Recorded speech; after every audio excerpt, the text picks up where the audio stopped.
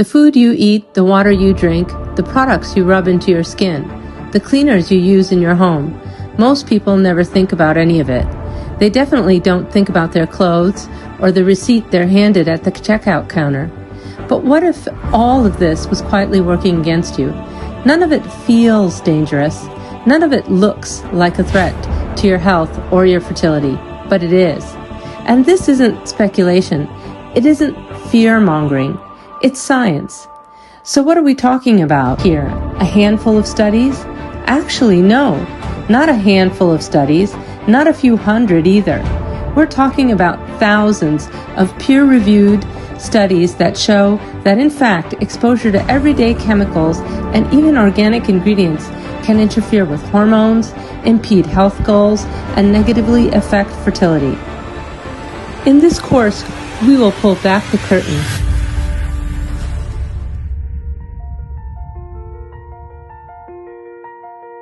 You'll learn the 5 major sources of toxin exposure hiding in plain sight, and exactly what to do about each one. We're going to get practical, actionable, without the overwhelm. By the end of this course, you won't just understand your environment, you'll be in control of it. And if you're trying to conceive, this course isn't optional, because when you look at the science, the impact is impossible to ignore. Eliminating certain toxic exposures doesn't just help, it can increase your chances of pregnancy by up to 50%. A major review published on PubMed, analyzing multiple studies from Italy, found that women with higher levels of BPA were 50% less likely to conceive. And in 2024, a study inside IVF clinics revealed something even more unsettling. Women who use personal care products just twice a day, I'm talking washing your face in the morning and washing it again at night. These women had a 24% lower pregnancy rate and higher miscarriage rates than women who use those products just once a week. We're talking twice a day, every day, seemingly harmless habits. So if you think swapping a few products won't matter, if you think small lifestyle changes won't move the needle, think again. Because in this case, small exposures can have enormous consequences. Hi, my name is Afshan Hussain. I'm the founder of Pregnancy Safe Cosmetics, and I'm here to talk to you about toxin reduction.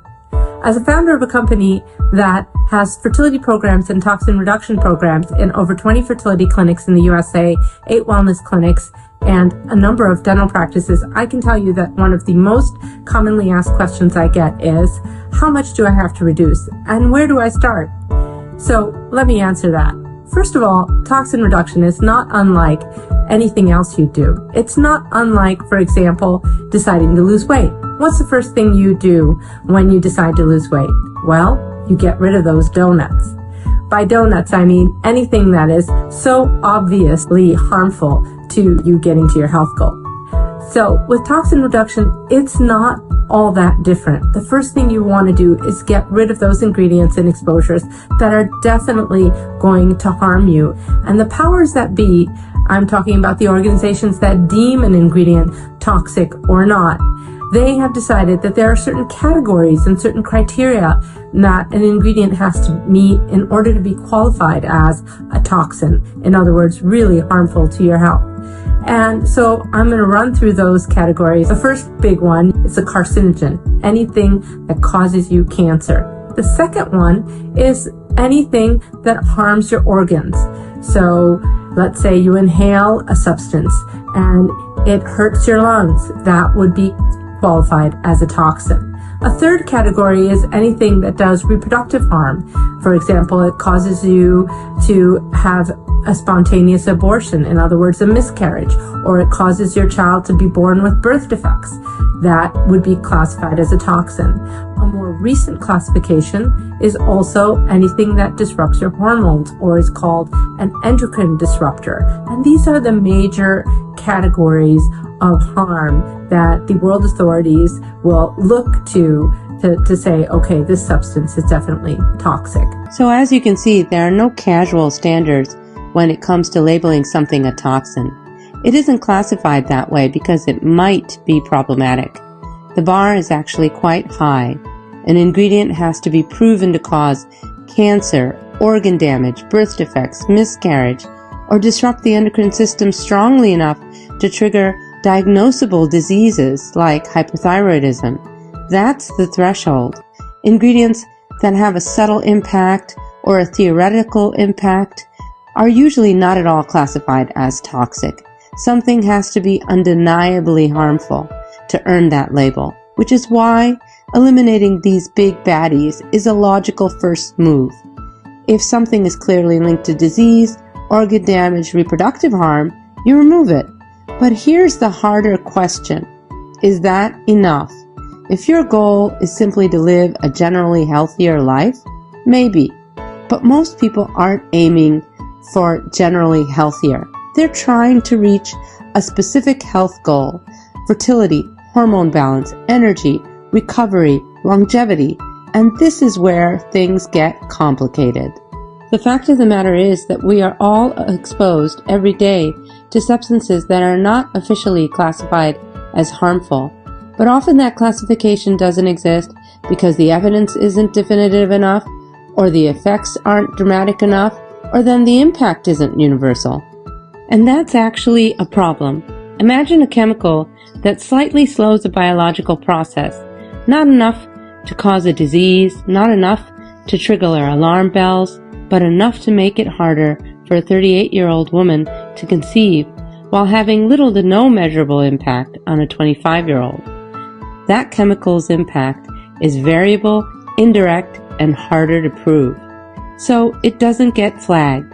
And yet, for the person that's affected, for that 38-year-old woman who can't conceive, the impact is real. This gray zone is where many modern exposures live, which means simply cutting out the obvious villains isn't always sufficient. Now, reducing the big baddies is still a powerful first step. Traditionally, you accomplish this by implementing what I call the list method.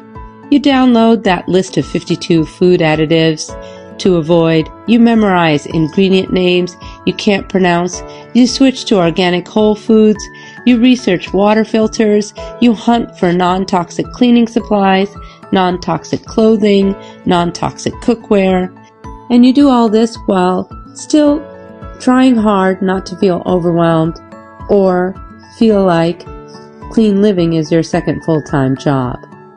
Well, you're lucky that you're here because we'll actually walk you through the major categories of toxic exposure and tell you where you can get handouts with those lovely lists of things to avoid when it comes to your food, water, beauty and bath products, and those contact items in your home and office environments. We'll also give you names of brands that produce clean versions of household cleaning supplies and clothing. So you will end up covering your basics in this course. But I'm also going to be honest with you from the start. If you truly want precision, if you want to know which exposures are actually standing in the way of your health goals, you need more than a bunch of lists. You need personalization. You need someone who can look at your labs, your health history, your symptoms, your health goals, and then connect the dots. And that level of specificity really does make a difference.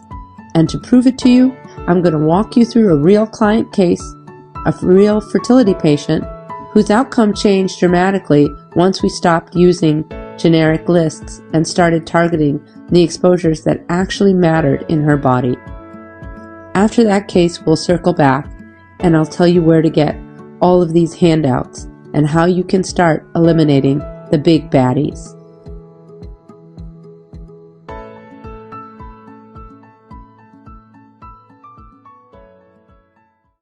So before hopping into the next portion, of course, I want to briefly mention a few case studies that I think really demonstrate just how powerful toxin reduction can be.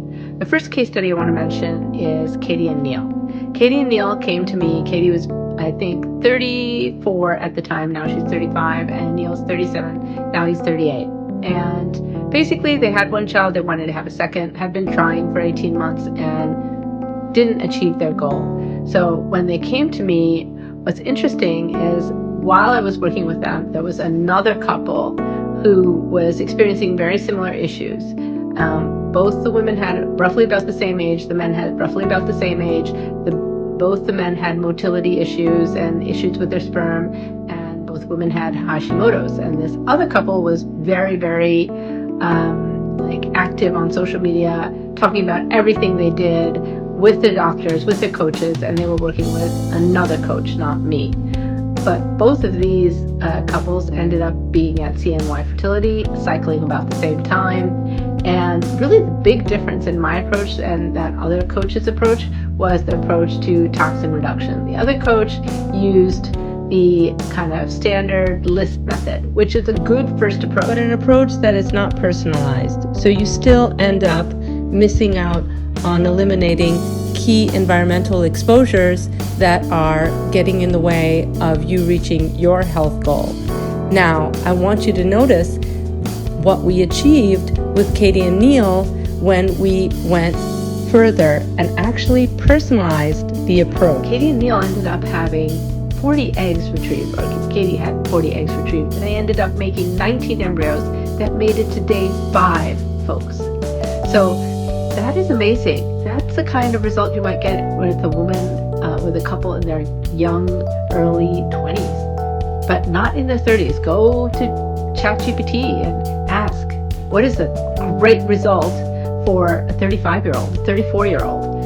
They might say 25 for someone who responds really well to medication, but not 40 eggs. 40 eggs, 19 embryos, all 19 make it to day 5. They actually had more embryos, but 19 made it to day 5, which means they're pretty much ready to, be transferred. And their first transfer stuck. So, and both of these men and women had, like I said, similar profiles, same age. Both women had Hashimoto's. Both the men had sperm issues. Both women were being treated at the same fertility clinic and were given the same type of medication to prevent hyperovarian stimulation syndrome, which means they responded similarly. So, and the other couple, they had to go through 3 rounds to get anywhere near the amount of embryos. So just to tell you that it really does work. What you need to understand about ingredients in general, but especially true with beauty and bath ingredients, is many of them are bioactive, which means that they can impact the work of, for example, enzymes. And I mention enzymes because enzymes are really essential to fertility.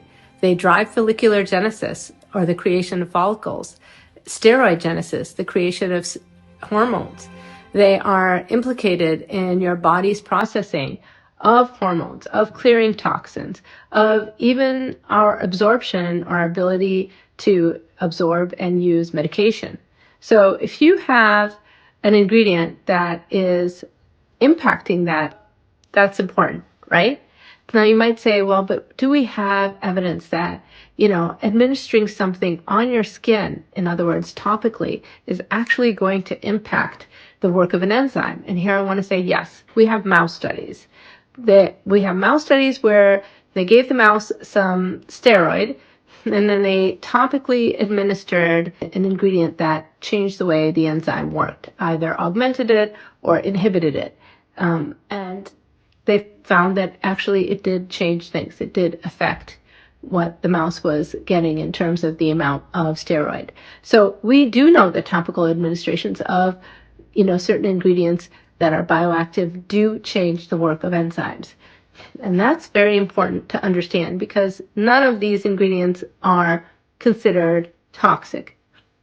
A lot of them are like citrus derived or grapefruit derived or derived from other polyphenols, and they're considered perfectly fine. And that's because it's not going to impact everyone the same way. There are a lot of other factors at play. And let's face it, if you are 38 years old and struggling with steroid genesis or follicular genesis, then it might be a really important thing to look at. But if you're 28 years old and going into a fertility clinic because your fallopian tubes are not working right, then it might not impact you at all. And so this is what I'm talking about when I say, the next step beyond the list method is using a very personalized approach to toxin reduction. We're done talking about case studies and we're ready to jump into the next part of the course.